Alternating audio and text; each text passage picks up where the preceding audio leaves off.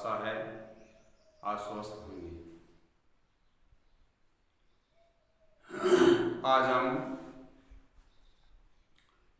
इस online video के माध्यम से फ्यूचर टेंस का जो चौथा भाग है, future perfect continuous tense, future perfect जो कंटिन्यूस टेंस है उसके बारे में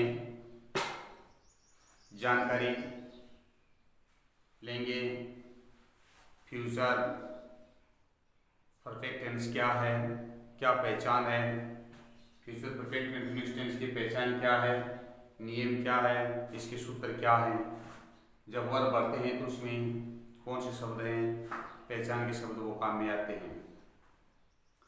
पिछले वीडियो में हमने फ्यूचर परफेक्ट टेंस चुका होगा, चुकी होगी, चुके होंगे, पहचान थी, शैल है, विल है, सही क्रिया थी, वर्ब भी थर्ड फॉर्म, उनकी क्रिया थर्ड फॉर्म थी, पहचान के शब्द by the end of this या बाई प्लस समय सूचित शब्द इनके बारे में जाना था। तो आज मैं आपको फ्यूचर परफेक्ट कंटिन्यूस टेंस के बारे में जानकारी देने जा रहा हूँ। इसलिए आप सभी विद्यार्थी मेरे इस वीडियो को शुरुआत से लेकर के अंत तक और एकाग्रचित होकर के गहराई से सुने, समझें, देखें। और साथ साथ में जैसे कि मैं आपको हमेशा कहता रहा हूँ कि जब भी आप ऑनलाइन वीडियो देखते हैं, चाहे वो कोई भी सब्जेक्ट का क्यों ना हो, आपकी रफ कॉपी और पेन है वो खुला होना चाहिए, तत्पर रहे, जो चीज़ नोट करने वाली है उसको तुरंत नोट करें। तो अब इस वीडियो को मैं शुरू करने जा रहा हूं, ध्यान से देखिए। तो प्रेजेंट का चौथा present perfect continuous tense, past का चौथा past perfect continuous tense, future का चौथा फ्यूचर परफेक्ट कंटिन्यूस टेंस, अर्थात टेंसों का लास्ट टेंस। पहचान, कोई कार्य, जब कोई आदमी कोई कार्य किसी समय से कर रहा होगा, कर रही होगी, कर रहे होंगे आदि शब्द आता है, वह वाक्य फ्यूचर परफेक्ट कंटिन्यूस टेंस का होता है। Present perfect tense, present perfect continuous tense में पढ़ा था, कोई कार्य किसी समय से कर रहा है, कर रही है, कर रहे हैं, कर रहा हूं आदि शब्द। पास्ट परफेक्ट कंटिन्यूस में पढ़ा था कि कोई कार्य किसी समय से कर रहा था, कर रही थी, कर रहे थे आदि। तो फ्यूचर परफेक्ट टेंस में आ जाएगा कोई कार्य किसी समय से कर रहा होगा, कर रही होगी, कर रहे होंगे आदि शब्द। दूसरा आता है नियम। नियम में क्या है, यदि उस वाक्य के जिसके अंत में कोई कार्य किसी समय से कर रहा होगा, कर रही होगी, कर रहे होंगे आदि शब्द आ रहे हैं, उस वाक्य का कर्ता यदि आई या वी हो तो सहायक क्रिया लगाएंगे शैल, हैव, बीन। और उस वाक्य का कर्ता आई और वी अर्थात हिंदी में मैं और हम नहीं है तो हमारी सहायक क्रिया होगी विल, हैव, बीन। इसको हमने लिखा है शेष कर्ताओं के साथ। शेष कर्ताओं का मतलब आई और वी, जितने भी हमारे कर्ता हैं, he, she, it, name, singular noun, plural noun, they, you आदि, इनमें से आप दो को निकालो, उसमें जितने बच गए वो क्या है, शेष कर्ता है, तो उनके साथ में सहायक क्रिया लगेगी विल, हैव, बीन। तो मुख्य क्रिया में आईएनजी, मुख्य क्रिया में आईएनजी अर्थात कंटिन्यूस है, कंटिन्यूस है, रहा रही तो मुख्य क्रिया में आईएनजी लगेगा। चौथा नियम इसमें आता है कि जब समय निश्चित है, उसमें दिया गया कोई कार्य किसी समय से, तो ये जो समय शब्द है, समय से कर रहा है 2 बजे से, 5 बजे से, 2 घंटे से, 1 घंटे से, शनिवार से, रविवार से, जनवरी से, 2020 से आदि ये समय सूचित शब्द है। ये यदि दिया गया समय निश्चित है तो उससे समय से पहले सिंस लगाएंगे, और यदि वो समय अनिश्चित है तो हम उसमें फॉर लगाएंगे। सिंस और फॉर पर मैं ज्यादा चर्चा नहीं करूंगा, क्योंकि सिंस फॉर को प्रेजेंट परफेक्ट कंटिन्यूस में मैंने अच्छे तरीके से आपको समझाया था वीडियो के माध्यम से। सारणी बनाई थी सिंस के अंदर निश्चित समय के लिए कौन कौन से आते हैं, अनिश्चित समय में कौन कौन सा समय आता है, फिर वाक्य में प्रयोग किया था। फिर पास्ट परफेक्ट कंटिन्यूअस टेंस आया था, उसमें हमने सिंस फॉर का प्रयोग किया था। तो शायद अब आपको सिंस और फॉर के बारे में, उसका प्रयोग करने के बारे में अच्छी तरीके से ज्ञान हो गया होगा। नहीं हुआ तो एक बार फिर समझ लें। पहचान के तौर पर सिंस और फॉर का जो समय होता है वो निश्चित समय में कौन कौन सा समय आता है, अनिश्चित में क्या आता है, वो एक बार आप इसको समझने के लिए और प्रेजेंट परफेक्ट कंटिन्यूअस की जो सारणी आपको बना कर दी थी उसमें चले जाएंगे। तो पहचान होगी, नियम हो गया। अब हम पढ़ेंगे इसके सूत्र कि इस टेंस को जब वाक्य हिंदी के हैं उसको हम अंग्रेजी में बदलते हैं तो कौन कौन से सूत्रों की आवश्यकता होती है। तो हम यहाँ पर लिखते हैं इसके सूत्र। सूत्र में सर्वप्रथम हम लेते हैं अफर्मेटिव अर्थात सकारात्मक। थोड़े से सूत्र इसके लंबे जाएंगे इसलिए थोड़ा गौर से समझना है आपको, ठीक है। तो सर्वप्रथम लेंगे हम सब्जेक्ट प्लस साइक्रिया। साइक्रिया क्या है, साइक्रिया हमारे पास है shall, have, been, oblique, will, have, been. देखो हमने यहाँ पर लिखा है shall, have, been, will, have, been.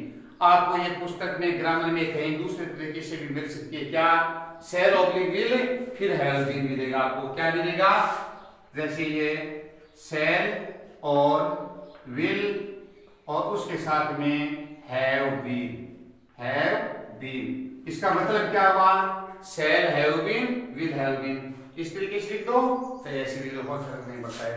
Plus verb में आईएनजी प्लस ऑब्जेक्ट प्लस दिया गया समय निश्चित है तो सिंस, दिया गया समय अनिश्चित है तो फॉर, और प्लस से समय। इस तरीके से तो ये हुआ हमारा पहला सूत्र। अब हमारा जो दूसरा सूत्र है वो आता है नेगेटिव, नकारात्मक। तो नकारात्मक सर्वप्रथम में सब्जेक्ट प्लस सेल। जब एक साइक्रिया होती है तो उसके आगे नोट लगा देते हैं, जब दो साइक्रिया होती है तो उसके बीच में नोट लगा देते हैं। यहाँ पर आप थोड़ा भ्रमित होंगे, shall, have been, will, have been, अर्थात आपको तीन तीन साइक्रिया दिखाई दे रही है। अब इनको दो भागों में बांटना है, एक तरफ तो सेल और विल आ जाएगा तो एक जगह हैव बीन हो जाएगा। तो यहाँ पर लगाएंगे shall not have been oblique will not और हैव बीन हो गया। उसके बाद में वर्ब में ING plus object plus since या फॉर प्लस समय, अन्य कोई शब्द हो तो। अब हमारा तीसरा आता है इंट्रोगेटिव। इंट्रोगेटिव में सर्वप्रथम लेते हैं सहायक क्रिया। तो सहायक क्रिया, मूल सहायक क्रिया हमारी क्या है, सेल ऑब्लिक विल, अर्थात करता आई हुई है तो सेल ले लेंगे, शेष करता है तो विल ले लेंगे, प्लस सब्जेक्ट। यहां मैं सब्जेक्ट को ऐसे लिख रहा हूं, ध्यान रखें। प्लस शेष सहायक क्रिया क्या बची, हैव बीन, तो हमने ले लिया हैव बीन, प्लस वर्ब में आईएनजी प्लस ऑब्जेक्ट और प्लस सिंस या फॉर प्लस समय, अन्य कोई शब्द हो तो। इसी प्रकार चौथा हो गया इंट्रोगेटिव नेगेटिव।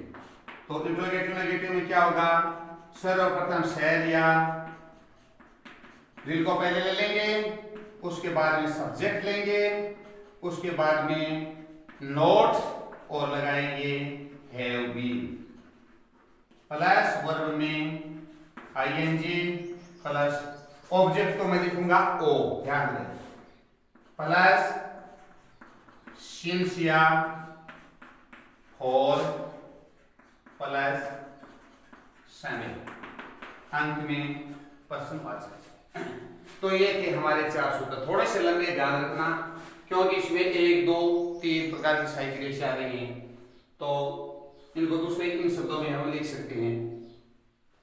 तो ये थे हमारे 4 प्रकार के सूत्र। सूत्र में कोई अंतर नहीं है, चाहे present, indefinite, continuous, perfect, perfect continuous, past के 4 किसी का देख लो, कर्म यही रहेगा कि सर्वप्रथम कर्ता लो, फिर साइकिल लो, फिर मुख्य क्रिया लो, फिर कर्म लो, बस। अब किसी टेंस में साइकिल नहीं होती है तो किसी में कोई वाक्य होता है उसमें कर्म नहीं होता, नहीं होता तो नहीं होता, होता है तो लगा दो, लेकिन इसका कर्म यही रहेगा कि कर्ता प्लस से मुख्य साइक्रिया प्लस मुख्य क्रिया प्लस से हो तो प्रीपोजिशन है और एक कर्म ऑब्जेक्ट। और इसके बाद में हम लेंगे इसके पहचान के शब्द। यदि इस टेंस की वर्ब बननी आती है तो इसमें क्या होता है, पहचान के शब्द क्या होता है, देखो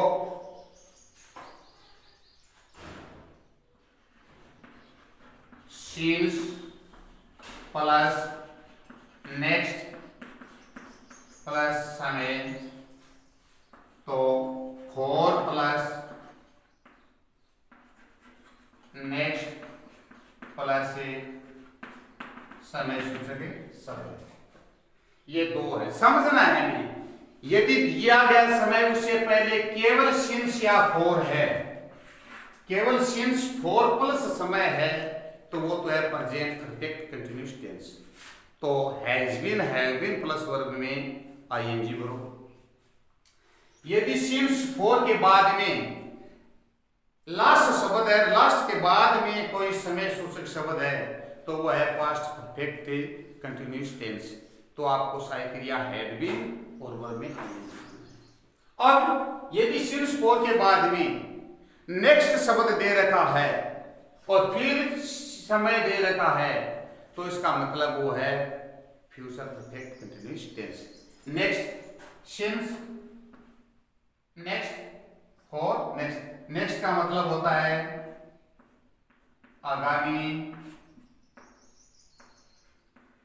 अगला, आने वाला, जो भी है। तो आने वाले समय के बारे में बात कर रहे हैं, लास्ट है तो पिछला, गत, उसकी बात कर रहा है, तो इसको अच्छी तरीके से समझ लें। समय सिंस फोर के बीच में लास्ट है तो past perfect continuous tense, next शब्द है तो फ्यूचर परफेक्ट कंटिन्यूअस टेंस, न लास्ट है न नेक्स्ट है तो कौन सा है, सिर्फ और सिर्फ प्रेजेंट परफेक्ट कंटिन्यूअस टेंस होगा। तो ये थे हमारे पहचान के शब्द। अब हम इस पर बनाते हैं वाक्य, किस पर, प्रेजेंट परफेक्ट कंटिन्यूअस पर। तो हमारा एक वाक्य छोटा सा, क्या, हम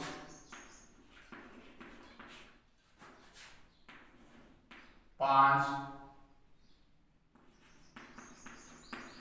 बजे से,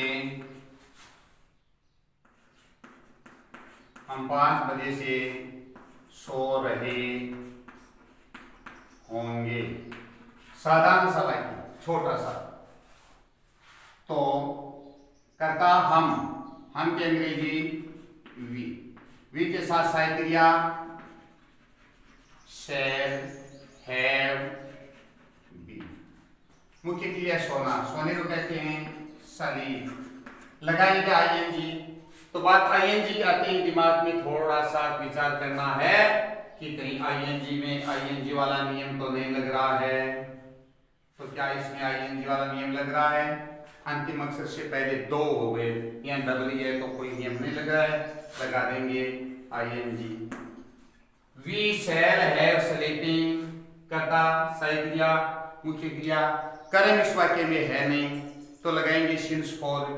तो सिंस आएगा या फोर आएगा, दिया गया समय है 5 बजे, घड़ी का समय है 5 बजे, तो निश्चित हुआ क्या, निश्चित स्वाभाविक आपको पता है कि 5 बजे घड़ी का समय है, तो क्या है, निश्चित। तो यहां पर हम लिखेंगे सिंस और 5 o'clock, सिंस 5 o'clock।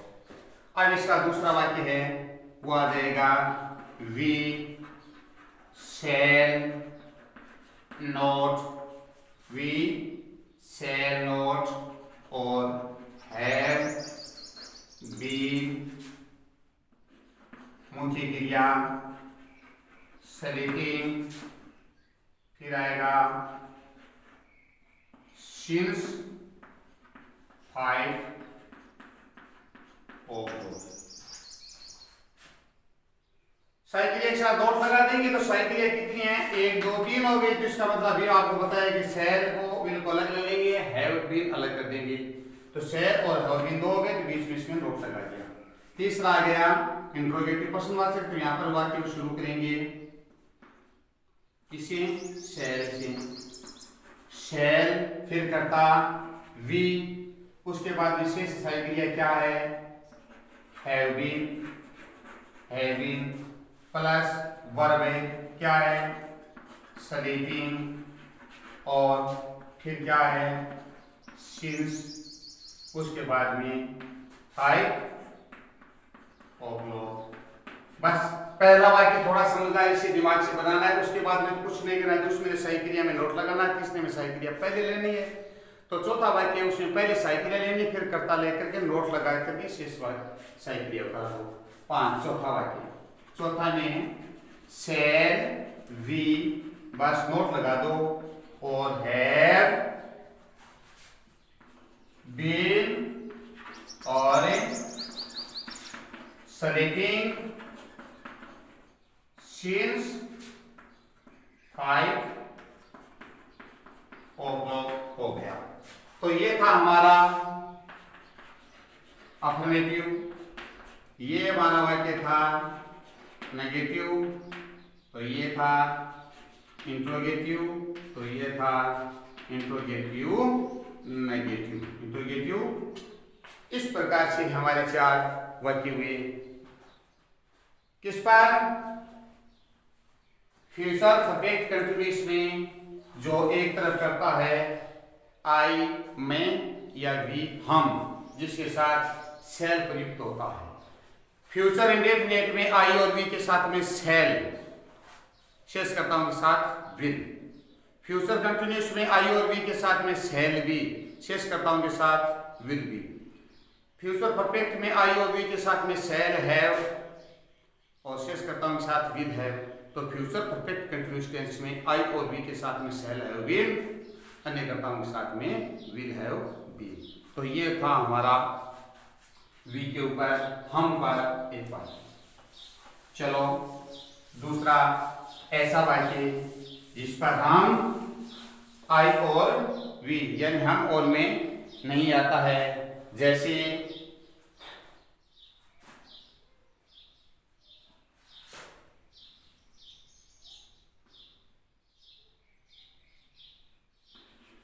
वे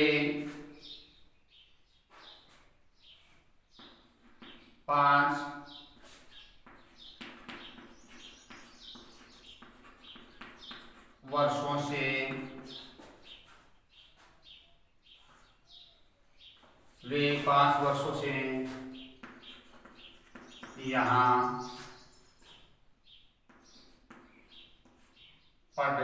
पढ़ा कर रहे होंगे। वे 5 वर्षों से यहाँ पढ़ा रहे होंगे। तो कर्ता कौन है, वे, अंग्रेजी दे के साथ साइकिलिया विल हैव बीन, मुख्य क्रिया पढ़ाना। वो रीड वाला नहीं है, रीड माना होता है अपने आप पढ़ना, और यहाँ पढ़ाने का मतलब है teaching, TEACHING, teaching. Year HER, year माने यहाँ, कब से, सिंस आएगा, फोर आएगा, 5 वर्षों से। 5 का मतलब है एनिशिटवा for 5 years, for 5 years, for 5 years। अब दूसरा वाक्य आ गया, they will not have been teaching here for 5 years। इस वाक्य में क्या अंतर आया? दे का दे, विल का विल, हैव बीन का हैव बीन, इस दोनों साइकिल पे इसमें नोट लगा दिया क्योंकि हमारा वाक्य नकारात्मक है। फिर टीचिंग का टीचिंग, ईयर का ईयर, सिंस फॉर में से फॉर है तो फॉर, 5 का 5, ईयर्स का ईयर्स। इसी प्रकार अब तीसरा है तो प्रश्नवाचक है साइकिल पहले ले लेंगे तो साइकिल है विल, उसके बाद में कर्ता लेंगे विल दे, अब से साइकिलिया हैव बीन, फिर टीचिंग ईयर फॉर 5 years। प्रश्नवाचक है तो प्रश्नवाचक का बन जाता है साइकिलिया को पहले ले लेते हैं। साइकिलिया क्या चल रही है? विल, अर्थात विल का मतलब विल हैव बीन, तो विल हैव बीन में से विल अलग कर देंगे, हैव बीन अलग कर देंगे, तो प्रश्नवाचक में विल को पहले लिया फिर कर्ता लेकर के हैव बीन कर दिया, शेष वाक्य है ज्यों का क्यों। अब हमारा तीसरा वाक्य, चौथा वाक्य आता है इंट्रोगेटिव नेगेटिव। इंट्रोगेटिव हो गया, विल वाक्य शुरू कर दिया, फिर सब्जेक्ट लिया कौन? दे, उसके बाद में नोट लगा देंगे और साइकिलिया हैव बीन लगा दिया। Will they not have been, will they have not been, अब मुख्य क्रिया TEACH लगा देंगे ING टीचिंग और ईयर फॉर 5 years, अंत में प्रश्नवाचक चिन्ह। तो ये हुए हमारे क्या?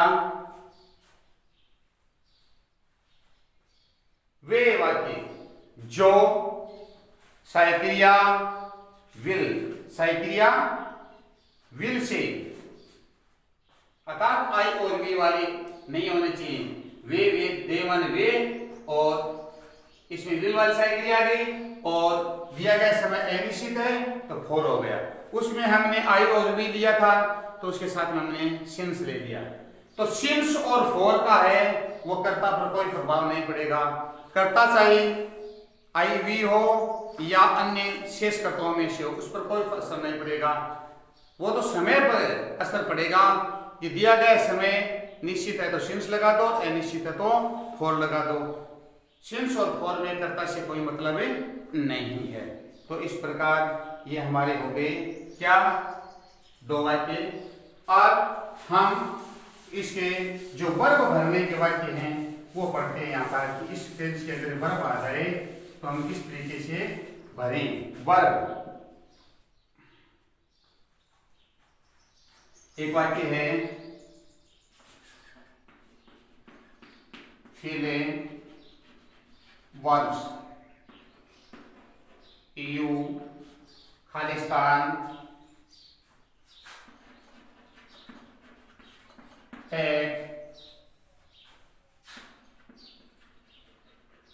एग्जाम्स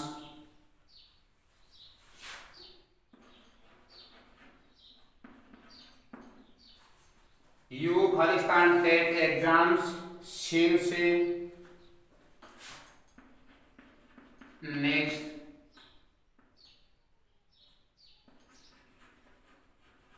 मार्च।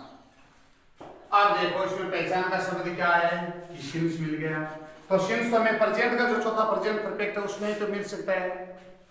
पास्ट का चौथा पास्ट परफेक्ट है उसमें सिंस फॉर्म मिल सकता है। उसके आगे दिया गया समय दोनों में मिल सकता है। लेकिन ये जो नेक्स्ट शब्द है वो सिर्फ और सिर्फ फ्यूचर परफेक्ट में ही मिलेगा। तो सिंस प्लस नेक्स्ट प्लस समय सूचक शब्द है वो फ्यूचर परफेक्ट कंटीन्यूअस में होता है। तो ये कौन सी टेंस का हुआ? फ्यूचर परफेक्ट कंटीन्यूअस टेंस का। फ्यूचर परफेक्ट कंटीन्यूअस टेंस का नियम क्या है? कहता आई और वी है तो सही क्रिया शैल हैव बीन लगाओ, शेषकर्ताओं के साथ विल हैव बीन लगाओ और मुख्य क्रिया में आईएनजी। तो अब हमारे कर्ता कौन है? यू है, तो यू के साथ क्या आएगा? तो विल के साथ आएगा विल हैव बीन और मुख्य क्रिया है हैड। क्या नियम लगेगा? आईएनजी लगाएंगे, लगेगा। क्या?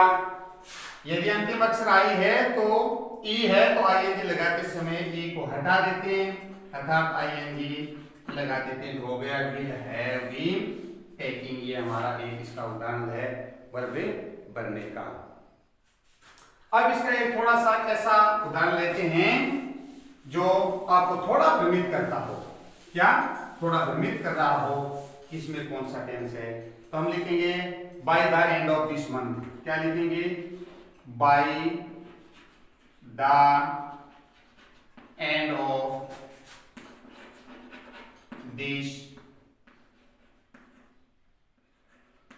by the end of this month, आइए she by the end of this month she Khalistan post में LEARN learn और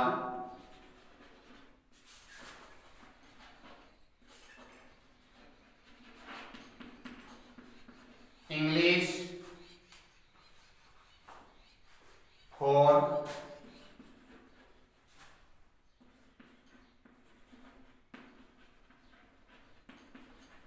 मंथ्स। अब इसमें देखो, अगर by the end of this month के हिसाब से वन वर्ब बने तो यह है फ्यूचर परफेक्ट के जिसमें शैल है और विल हैव का प्रयोग होता है, वर्ब की थर्ड फॉर्म आती है। लेकिन आगे कहता है सी लर्न इंग्लिश फॉर 4 मंथ्स। इसका मतलब है ये तो है फ्यूचर परफेक्ट, और जब सिंस और फॉर का प्रयोग हो गया, यहाँ फॉर आ गया और ये समय सूची शब्द आ गया, तो ये हो गया सिंस फॉर वाला वाक्य। तो इसका मतलब है फ्यूचर परफेक्ट कंटीन्यूअस टेंस हो गया। तो इसकी हमारी वर्ब होगी वो होगी विल, क्या होगा? विल और have been learn LEARNING, will have been learning, सीख रहे होंगे। तो ये हमारे पास। तो इस प्रकार इस वीडियो के माध्यम से हमने फ्यूचर परफेक्ट कंटीन्यूअस टेंस है उसके बारे में पूरी जानकारी ली है कि फ्यूचर परफेक्ट कंटीन्यूअस की पहचान क्या होती है, उसका नियम क्या होता है, उसका सूत्र क्या होता है, पहचान के शब्द क्या होते हैं, हिंदी से अंग्रेजी में इस टेंस के वाक्य कैसे बनते हैं, और परीक्षा में जो वर्ब भरती आती है वो कैसे भरी जाती है। इस पर मैंने आपको 2-3 उदाहरण बताए हैं। आशा है आपको ये जो tense future perfect continuous tense से इस वीडियो के माध्यम से मैंने आपको पढ़ाया है वो आपको समझ में आया होगा। आप एकाग्रचित ध्यान लगा करके और इस वीडियो के माध्यम से इस टेंस को गहराई से पढ़ना, किसी टेंस को नहीं। आप इसके साथ ही हमारे जो पूरे टेंसों का जो पॉइंट होता है वो पूरा हो जाता है past future perfect continuous tense से। तो एक बार आप इसकी पुनः समरी के तौर पर, रिवीजन के तौर पर फिर पढ़ेंगे। आगामी वीडियो में मैं आपको प्रेजेंट इंडेफिनिट से लेकर के फ्यूचर परफेक्ट जो कंटीन्यूअस है उसकी मैं रिवीजन कराऊंगा। उसमें एक साथ सभी टेंस हैं वो पढ़ाऊंगा कि प्रेजेंट इंडेफिनिट पहचान क्या है, नियम क्या है, सूत्र क्या है, पहचान के शब्द क्या है, फिर present continuous, present perfect continuous करके 12 टेंसों का हम एक वीडियो में के माध्यम से हम पूरे टेंसों का एक बार फिर रिवीजन करेंगे एक साथ। तब तक के लिए आप इस टेंस को अच्छी तरीके से पढ़ने के बाद में और घर पर बैठकर आराम से प्रेजेंट इंडेफिनिट से लेकर के और प्रेजेंट फ्यूचर कंटीन्यूअस तक के प्रत्येक टेंस के बारे में सहायक क्रिया, मुख्य क्रिया, पहचान, नियम है उसी तरीके से और देखें, ताकि अगला जो वीडियो है वो आपके अच्छी तरीके से समझ में आ जाए और अच्छी तरीके से आप समझ सको, ताकि आपका टेंस है वो मजबूत हो जाए। तो स्वस्थ रहें, घर पर रहें, और जब तक ऑफलाइन क्लासें नहीं शुरू हो तब तक आप प्रत्येक सब्जेक्ट को इन वीडियो जो आपको भेजे जा रहे हैं उनके माध्यम से, ऑनलाइन वीडियो के माध्यम से आप अपनी पढ़ाई है उसको जारी रखें। स्वस्थ रहें। धन्यवाद।